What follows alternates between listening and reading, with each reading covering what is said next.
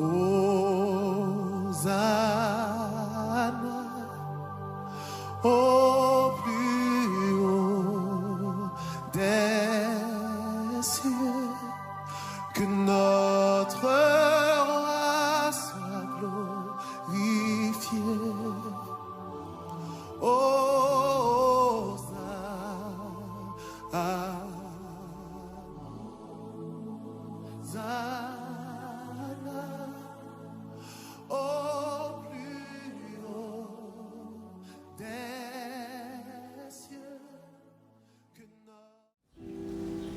Alléluia.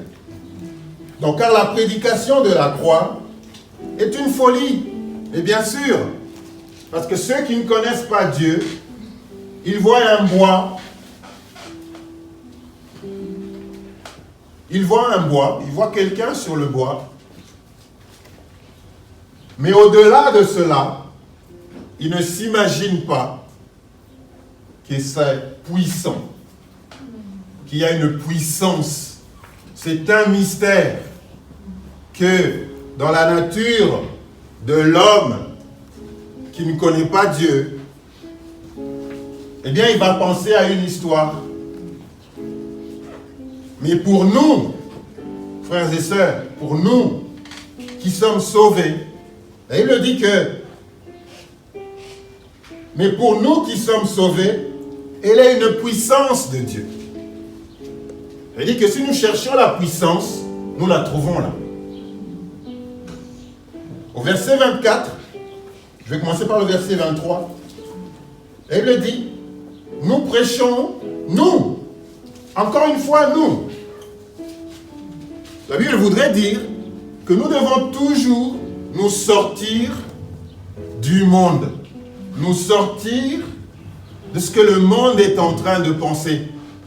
Nous sortir de ce que tout le monde raconte. Nous, ça veut dire que nous sommes différents des autres. Si tu es enfant de Dieu, tu es différent des autres. Cette différence se voit dans la manière dont tu parles, dans la manière de faire les choses, dans la manière de réfléchir, dans la manière de communier avec les autres. Cette différence doit se voir. Cette différence, c'est la puissance. Ça veut dire qu'on ne peut pas être enfant de Dieu, détenteur d'une puissance, mais continuer à faire comme les autres. On ne peut pas être enfant de Dieu, ayant cette puissance, et pleurer comme les autres, et se lamenter comme les autres. Tu as une puissance, mais tu te lamentes, mais tu murmures. Quand on a une puissance, eh bien, on l'utilise. Verset 24, nous prêchons Christ. C'est-à-dire que sur le bois, pendant que tous les autres pensent que, eh bien, c'est un bois, avec un monsieur déçu, qui a peut-être été puni pour ses péchés. Mais pour nous, c'est une puissance. Nous prêchons Christ, scandale pour les Juifs. Même les Juifs n'ont pas reconnu cette puissance. L'apôtre Paul l'était aussi. Mais il a dit nous. Il dit que même lui, alors qu'il était juif, il s'est sorti de ce groupe des Juifs. Nous sommes des chrétiens. Tous disent chrétien celui qui suit Jésus-Christ. Mais dans les actes, qu'est-ce que nous faisons de Christ? Dans les actes, comment utilisons-nous cette puissance qui est Christ? Scandale pour les Juifs et folie pour les païens. Ça veut dire qu'il y a des Juifs qui n'ont pas reconnu la croix, qui n'ont pas reconnu le sacrifice de Christ. Et jusqu'aujourd'hui d'ailleurs, Paul est allé prêcher aux païens. Mais il y a des païens Ça veut dire nous, païens, c'est-à-dire qu'ils ne sont pas juifs. Aussi, même s'ils ont cru au Seigneur, mais qu'ils ne reconnaissent toujours pas. Vous savez, frères et sœurs, on peut tous être des chrétiens, mais chacun a une certaine compréhension de ce que ça veut dire. Nous prêchons Christ crucifié, scandale pour les Juifs et folie pour les païens. Verset 24, mais puissance pour Dieu et sagesse de Dieu pour ceux qui sont appelés tant juifs que grecs. Nous prêchons Christ, verset 24, puissance de Dieu. Et si vous cherchez la puissance de Dieu, eh bien vous la trouvez dans Christ. Et si tu as Christ, tu as la puissance. Dis après moi, j'ai la puissance. Dis après moi, j'ai Christ. J'ai Christ. Donc si tu cherches la puissance, elle est là. Puissance de Dieu. La puissance, c'est un atout. C'est un atout. Donc Dieu se reconnaît en Christ, qui est la puissance. Donc Christ est notre puissance. C'est pourquoi la Bible dit, je puis tout par celui qui me fortifie. Amen. Par cette puissance qui agit en moi, je puis tout. Je puis dire, je puis aimer. Même si je n'ai pas envie. Même si je ne le sens pas. Avec Christ en moi, qui a une puissance, je peux aimer. Même quand les gens ne m'aiment pas. Je peux aimer, pourquoi? Parce qu'en moi, j'ai cette puissance qui fait que je puisse aimer, malgré ce que l'on m'ait fait. Je puis pardonner. Pourquoi? Parce que Christ est une puissance, et cette puissance est en moi. Je ne peux pas garder une dent contre un frère ou une sœur pendant des années, alors que j'ai Christ. Si on a Christ en nous, qui est une puissance, frères et sœurs, ça veut dire qu'il y a des choses que de notre nature humaine que nous ne pouvons pas faire, mais avec Christ en nous, eh bien nous pouvons le faire. Amen. Christ devient donc le catalyseur. Quand il est en moi, je suis tout d'un coup capable de faire des choses que je ne pouvais pas faire dans ma nature humaine. Parce que la chair nous interdit beaucoup de choses.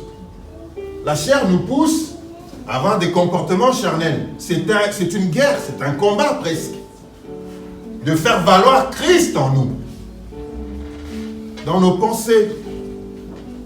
Dans nos pensées. Faire valoir Christ en nous, dans nos pensées. Dans nos actions. Faire valoir Christ en nous.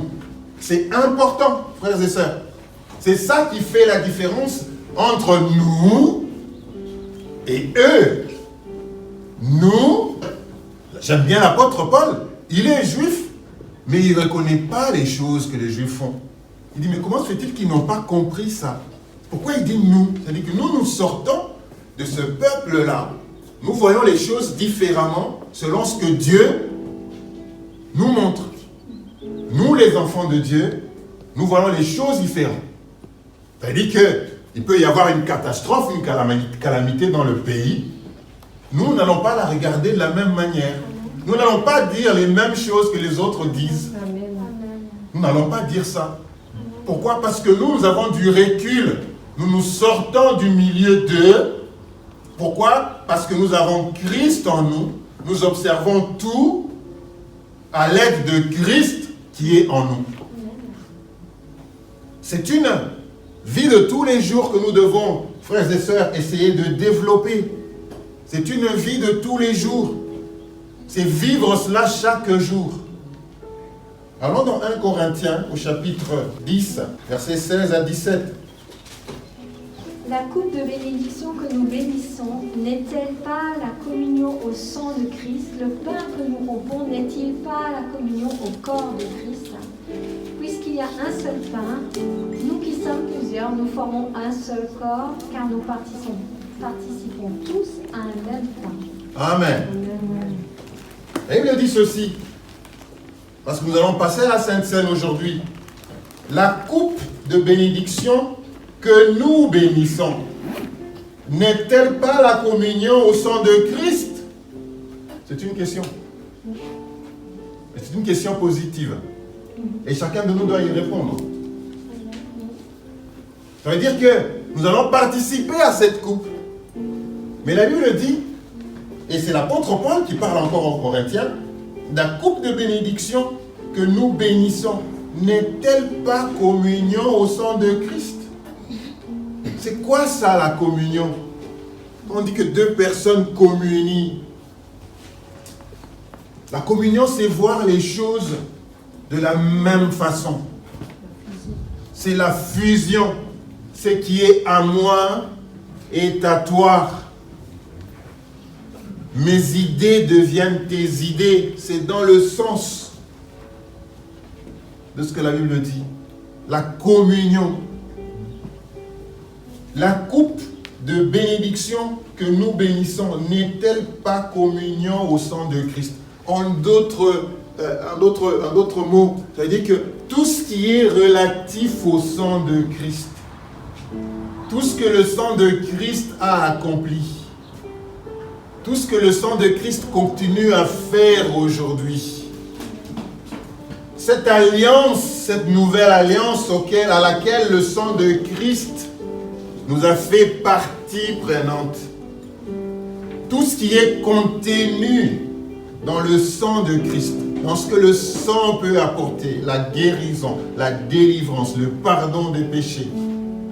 Lorsque nous participons à la coupe, nous communions, en d'autres termes, tout ce qui est relatif au sang de Jésus, eh bien, nous y participons. Ce que le sang fait, ce que le sang a fait ou fera, ou on continue à faire maintenant, nous devenons partie prenante. Nous communions avec, nous acceptons cela. L'apôtre Paul, n'est-elle pas, c'est une question, mais c'est oui. Ça veut dire quoi? Quand je participerai à la Sainte Seine, à la coupe, tout ce qui est relatif au sang de Jésus-Christ, tout ce que Jésus-Christ a accompli par son sang, nous communions. Il y a fusion. Il y a fusion entre tout ce que le sang a fait et moi qui y participe. Le pain que nous rompons, n'est-il pas la communion au corps du Christ? C'est une question, mais positive. Ça veut dire en d'autres termes, c'est ça que c'est. Lorsque tu communies à la coupe, eh bien tu communies au sang de Christ. Tu vois tes péchés être pardonnés. La Bible dit, voici l'agneau de Dieu qui enlève le péché du monde. Elle dit, il n'y a point de pardon de péché sans effusion de sang.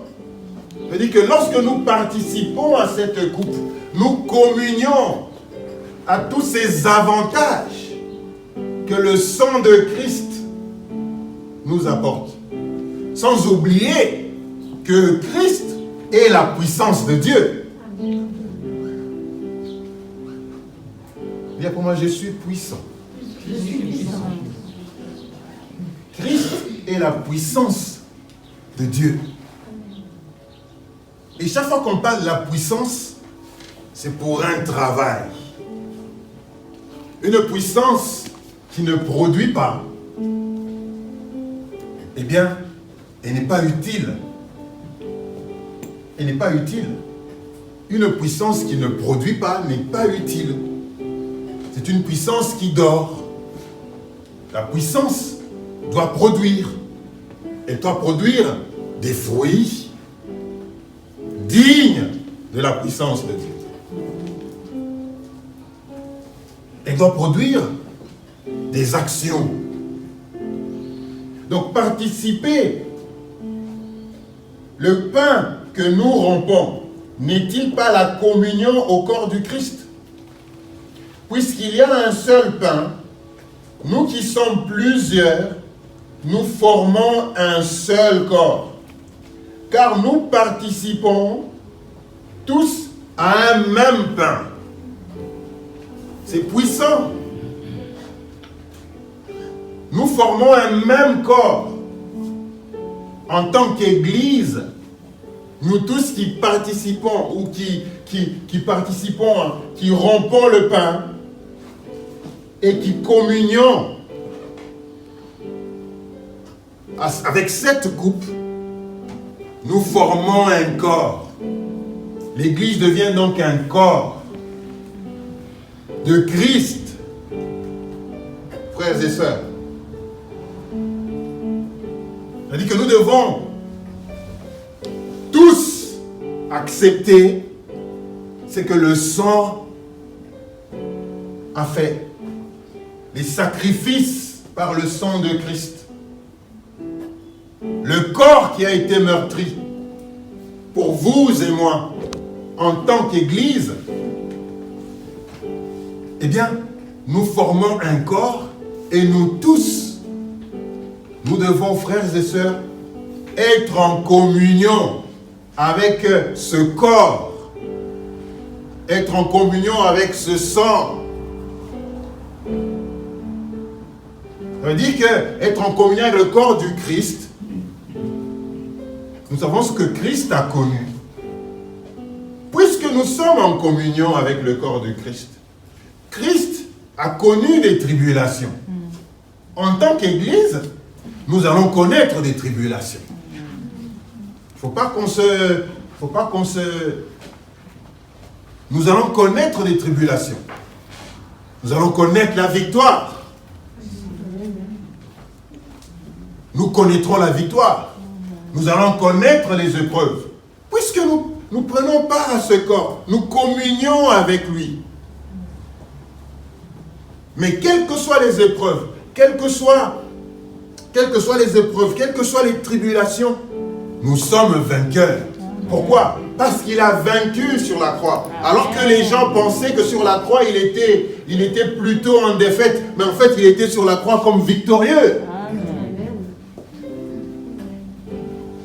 Alors que sur la croix, je suis sûr que ceux qui étaient en train de mettre des clous dans ses mains se disaient, oh, c'est fini pour lui. Ils disaient, allez, c'est fini pour lui. Il a parlé, maintenant c'est fini.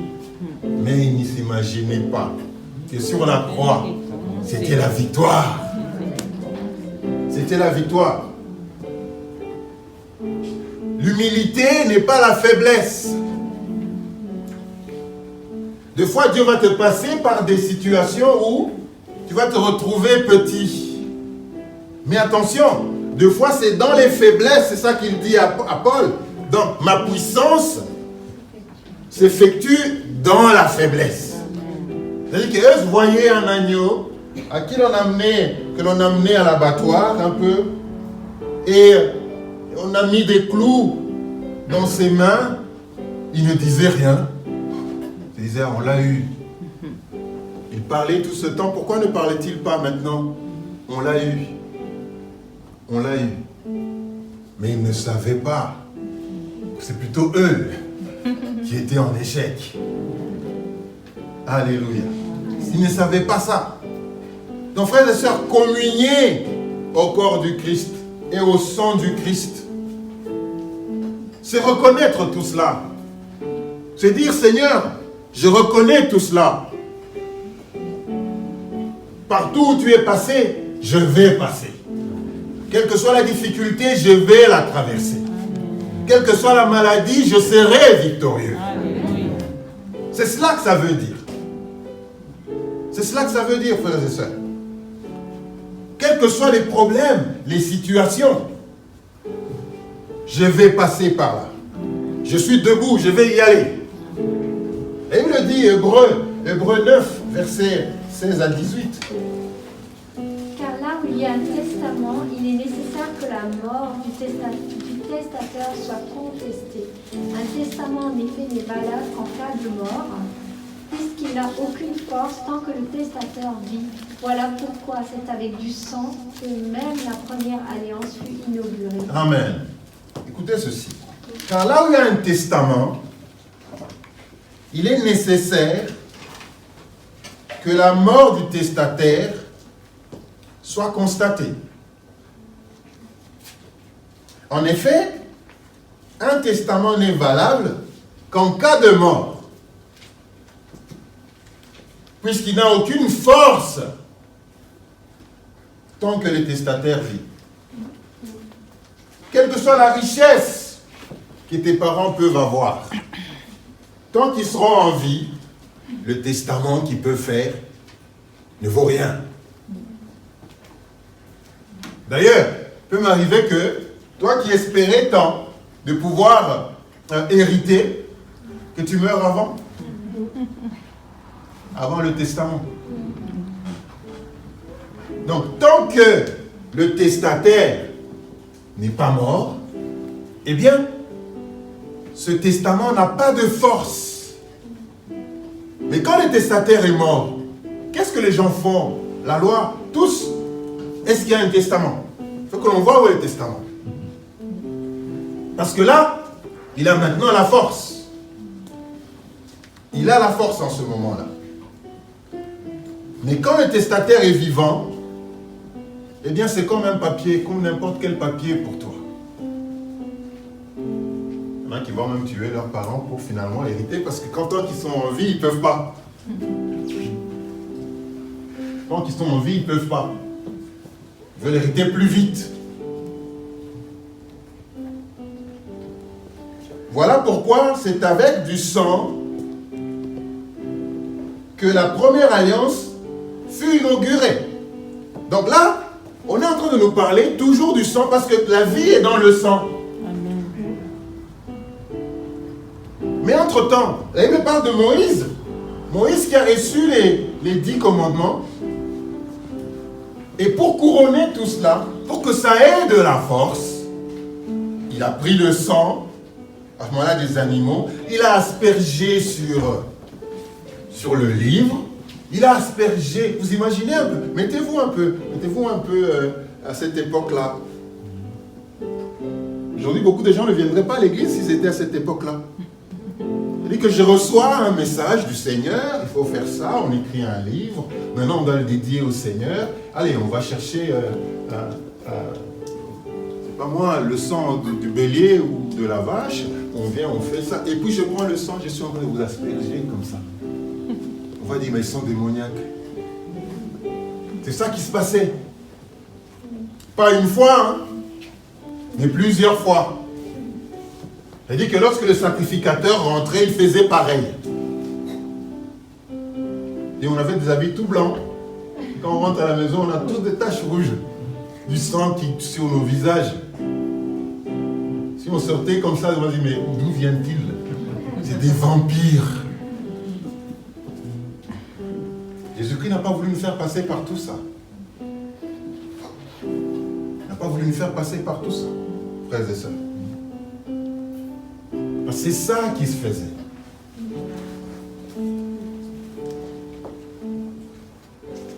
Et au verset 24 à 26,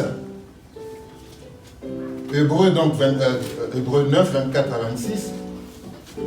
Car Christ n'est pas entré dans le sanctuaire fait de main d'homme en imitation du véritable. Il est entré dans le ciel même, afin de comparaître maintenant pour nous devant la face de Dieu. Et ce n'est pas pour s'offrir lui-même plusieurs fois qu'il y est rentré, comme un souverain sacrificateur entre chaque année dans le sanctuaire avec du sang étranger. Amen. C'est-à-dire qu'à l'époque, si tu ne comprends pas encore la force qui est dans le sang de Jésus-Christ, si tu ne comprends pas la force de la nouvelle alliance, je voudrais te montrer la différence. Ça veut dire que le sacrificateur, lorsqu'il faisait tout cela, eh bien, il utilisait un sang qui n'était pas le sien. C'était un sang qui n'était pas le sien. Il entrait dans un sanctuaire qui était construit par les mains d'hommes. C'est-à-dire, il allait prendre le sang de l'animal et il venait, Mais la différence de Jésus-Christ, c'est que, la Bible dit qu'il est rentré au ciel. Car Christ n'est pas entré dans un sanctuaire fait de mains d'hommes, en imitation du véritable. Mais il est rentré dans le ciel même. Dans le ciel même, frères et sœurs. Ce n'était pas dans un tabernacle où on dit il y a le lieu, il y a le parvis, il y a le lieu saint et il y a le lieu très saint. Et le sacrificateur allait dans le lieu très saint. Non. Lui, il est rentré dans le ciel. La Bible dit. Afin de comparaître maintenant pour nous devant la face de Dieu. Ce n'était pas dans un tabernacle. Il est rentré dans le ciel. Devant Dieu. Pour faire quoi? Pour intercéder. Devant la face de Dieu. Il est rentré là. Et ce n'est pas pour s'offrir lui-même plusieurs fois qu'il y est entré. Comme le souverain sacrificateur entrait chaque année dans le sanctuaire. Mais pour offrir un autre sang que le sien. Autrement, il aurait fallu qu'il ait souffert plusieurs fois depuis la création du monde. Mais maintenant, à la fin des siècles, il a paru une seule fois pour effacer le péché pour son sacrifice. C'était son sang. C'était lui le sacrifice.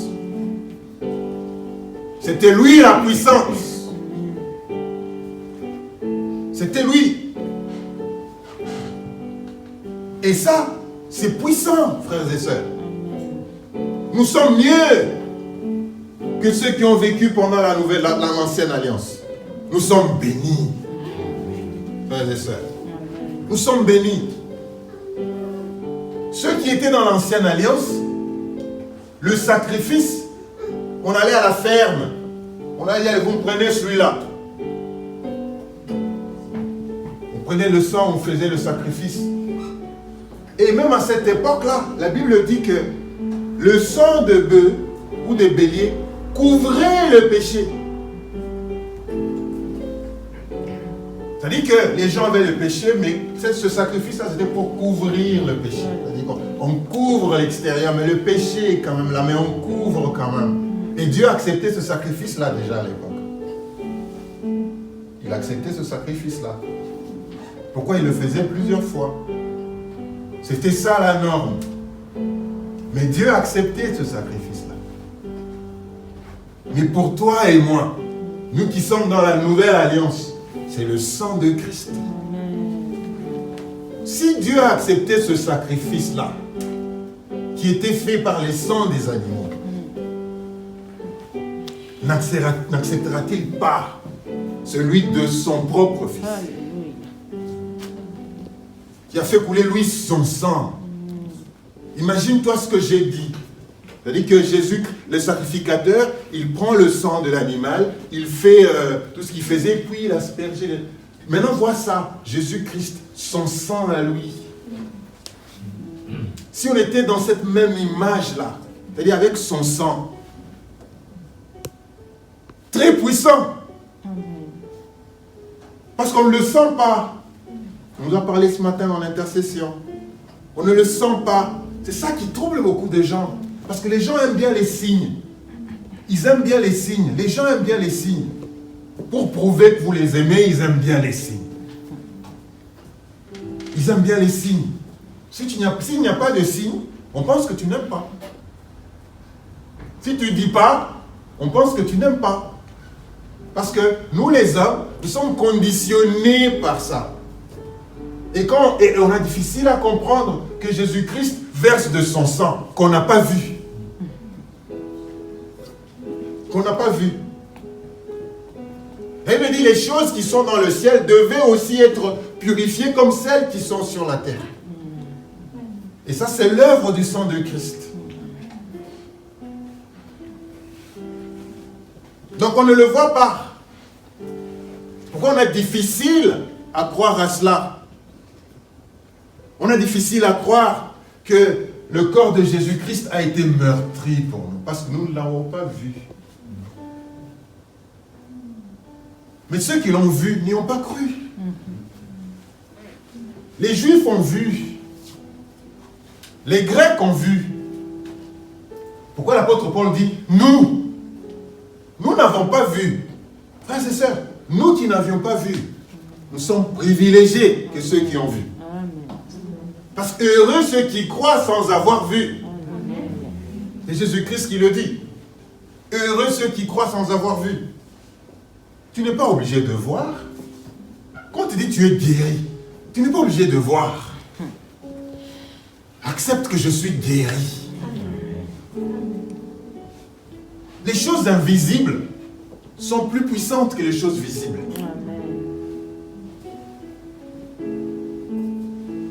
On a besoin de votre foi. Dieu a besoin de votre foi. Frères et sœurs. C'est pourquoi j'ai dit que nous sommes privilégiés, nous. Nous sommes privilégiés. Nous sommes privilégiés. Donc le sang de Jésus-Christ est en activité là, maintenant. Amen. Maintenant. Même si tu ne le vois pas. Même si je ne prends pas le sang de Jésus-Christ et commence à faire ça. Il est là.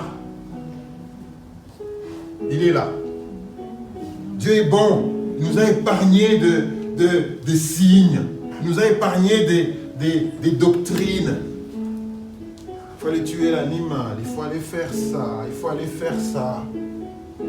Il faut asperger le sang. Faites ceci, faites cela. Jésus-Christ est mort. Cette croix est une puissance. La prédication de la croix est une puissance. Jésus-Christ est la puissance de Dieu. Et la puissance de Dieu, frères et sœurs. Lorsque tu portes Jésus-Christ dans ton cœur, eh bien tu as la puissance. C'est-à-dire que quand tu marches, tu as la puissance. Tu as la puissance en toi. Jésus-Christ s'étonne, Dieu s'étonne, il s'étonne de voir que nous avons la puissance en nous. Mais nous ne faisons pas les choses comme nous devons le faire. Il s'étonne. Il s'étonne que nous avons la puissance en nous. Nous déclarons que nous l'avons.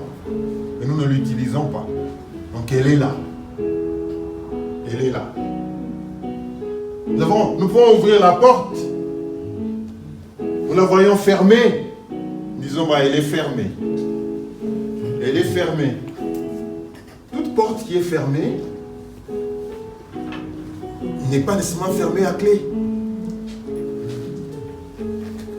Allons au-delà des apparences. Croyons à la puissance qui est en nous, qui est Jésus-Christ. Frères et sœurs, ne soyons pas comme eux. Soyons nous avec l'apôtre Paul, avec Pierre, avec l'apôtre Jean, nous les enfants de Dieu. Ne soyons pas comme les autres. Ne soyons pas comme les autres. Croyons que nous sommes des puissances, qu'à n'importe quel moment nous pouvons exploser.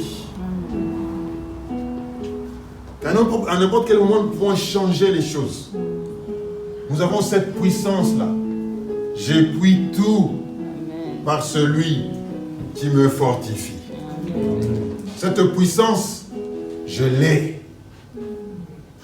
Je l'ai en moi. Tu l'as en toi. Crois en cela. N'essaye pas de voir. Les yeux sont trompeurs. On a parlé de la puissance de l'ombre de Pierre. Elle ne parlait pas. L'ombre ne parlait pas. L'ombre ne parlait pas, frère. Ça, c'est la vraie puissance. Ça ne parle pas, mais ça agit. Ça donne des résultats. Ça donne des résultats. Ça donne des résultats. Je vais terminer par ici. Matthieu 14, verset 28. Pierre lui répondit, Seigneur, si c'est toi, ordonne que j'aille vers toi sur les eaux. Amen. Je vais terminer par ce verset, frères et sœurs, qui démontre encore une fois la puissance de Dieu, qui est méconnu. Qui est méconnu chez nous qui sommes enfants de Dieu. On connaît bien l'histoire.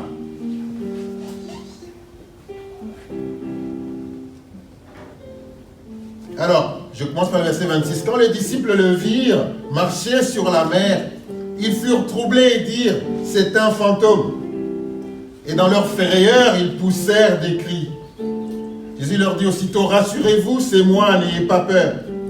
Pierre lui répondit, Seigneur, si c'est toi, ordonne que j'arrive vers toi sur les eaux. Ordonne. Si c'est toi, ordonne. Ça, c'est la puissance. Si c'est toi, ordonne. Quand on a la puissance, on ordonne. Quand on a la puissance, on ordonne. On ordonne. On commande. On déclare. Quand tu vois que quelque chose ne va pas, lève-toi. Déclare. Ordonne. Parce que tu as cette puissance-là. Seigneur, si c'est toi, ordonne. Ordonne que je vienne. Sur les eaux. Il a même spécifié sur les eaux. Si c'est toi, ordonne. Et que nous avons la puissance, frères et sœurs, de faire des choses, mais nous ne le faisons pas. Pierre pouvait se dire aussi, comme Jésus-Christ a marché sur les eaux, et bien moi aussi je vais marcher sur les eaux. Vous pouvez se dire ça. Il y avait 12 personnes dans la pirogue, mais une seule personne a reconnu qu'il avait un pouvoir de marcher sur les eaux. Et il me dit, le Fils ne fait rien de lui-même. Le Fils ne fait rien de lui-même. Ce qu'il voit faire le Père, le Fils le fait pareillement. L'Évangile dit ça. Le Fils ne fait rien par lui-même. Nous sommes des fils. Nous sommes des fils. C'est-à-dire que nous, en tant que fils, nous devons imiter ce que le Père fait. Nous devons imiter. Nous sommes des imitateurs, frères et sœurs. On imite. C'est comme les enfants, quand ils sont tout petits, eh bien, ils imitent. Ils imitent ce que les parents font. Si tu entends un petit enfant en train de dire des gros mots, dis-toi que dans la maison, on dit aussi des gros mots. Ça imite. Quand il commence à aller à la crèche, eh bien, tu peux lui dire des choses. Non. La maîtresse a dit qu'on ne fait pas ça. La maîtresse a dit qu'on ne fait pas ça. Des imitateurs. Pareil. Aveuglement, on imite. On imite Christ. Parce qu'on sait qu'il ne va pas nous amener dans la tourmente. On imite Christ. Tout simplement, on imite Christ. On imite. C'est ça la puissance. Je ne regarde pas, je ne réfléchis pas. Ce que ça peut m'apporter, je ne réfléchis pas. Non, moi j'imite seulement. J'imite. On imite Christ. S'il a dit, priez pour les malades, prions pour les malades. On ne va pas avoir un malade à la maison, on ne fait rien. On imite.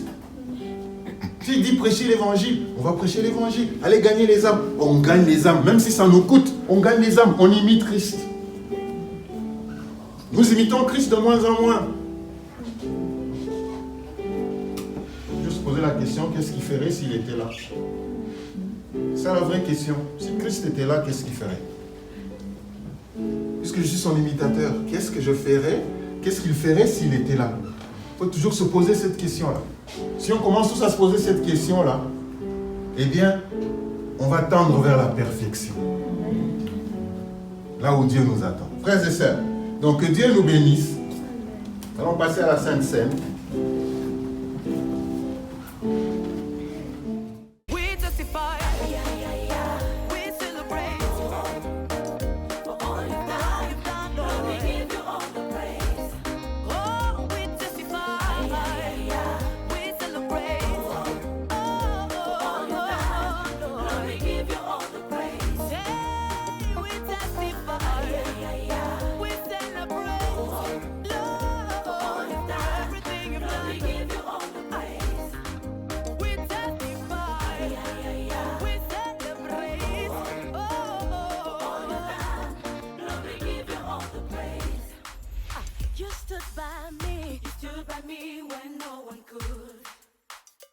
Come on, say you are the love. You are the love that never leaves. I am here to